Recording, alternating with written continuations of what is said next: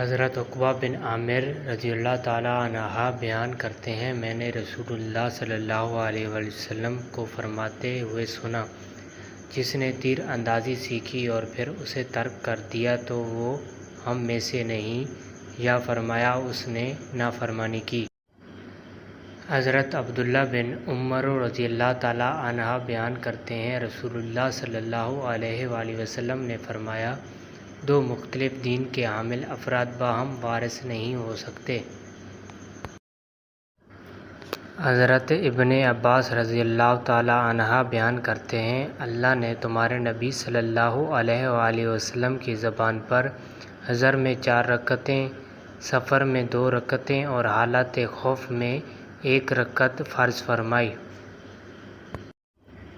حضرت ابن عمر بیان کرتے ہیں، میں نے رسول اللہ صلی اللہ علیہ وآلہ وسلم کو دیکھا، آپ ایسے جوتے پہنتے تھے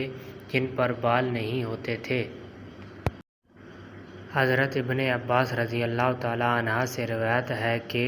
نبی صلی اللہ علیہ وآلہ وسلم نے عید الفطر کی نماز 2 رکعتیں پڑھی، آپ نے ان 2 رکعتوں سے پہلے کوئی نماز پڑھی نہ اس کے بعد۔